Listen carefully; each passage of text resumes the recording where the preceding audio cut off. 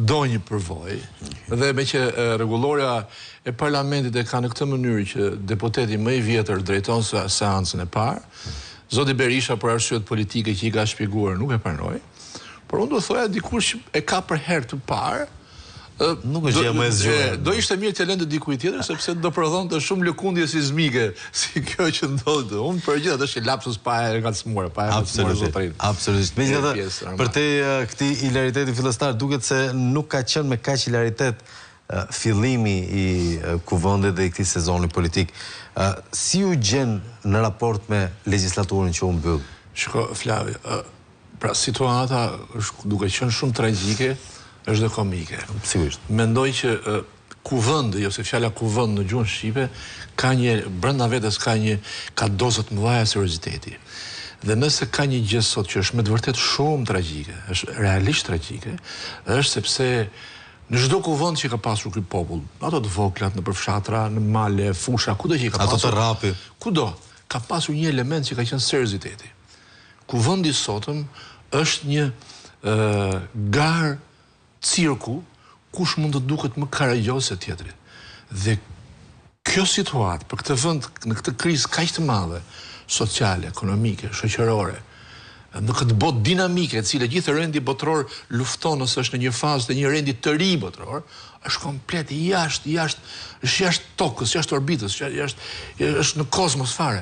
Dhe kjo është një tragjedi e madhe për vendin. Pra, ai kuvend aty, do ta shikosh, di kishte një diskutim, një mini kohë sa arritën të merrnin kolegët pa kohë, do të flisja edhe më vonë, po më mbaroi edhe koha, për çështjen e kushtetutës, dhe ti je i sigurt që një pjesë e madhe nuk e kupton në vetvete çfarë është kushtetuta. Që ligji themelor, ligji bazë që përcakton linjën e një shteti, a është shteti autoritar, diktatorial apo demokrat, bazohet në kushtetutë, ata e shkelin në një mënyrë kështu, s'mund ta bësh një mëkat, po mund të kesh të fajin ose përgjegjësinë brenda vetes të madh. Me një diletantizëm me lehtësinë e papërballueshme të qenies, thoshte. Dhe fatkeqësia është, dhe do të thënë, njerëzit e kanë përshtypjen që e dinë që ky mund të jetë parlamenti më tragjik. As Tauland Balla nuk e kupton se ç'po bën? Pra ti Kam përshtypjen që ai e kupton. Ti falim o Zot apo? Jo, ai mos o Zot. Shikoj, ai dhe ca të tjerë, atje janë njerëzit që e dinë mirë këtë gjë, bashkë me liderit e tyre. Por shiko, kur je të kohës me të keqen, ndonjëherë e kupton, por dhe e shijon.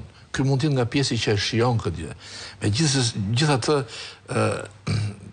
parlamenti është tragjik. Është turp ta them, po është turp ti je pjesë atje në kuvendin popullor të Shqipërisë, me një pjesë të madhe që do kesh mundësinë të diskutosh edhe me kolegë tjerë, mbas edhe bashkë herë të tjera, të shikosh lëkundje të forta sismike. Po pa lapsusin e zotrisë që bëri. Është moment.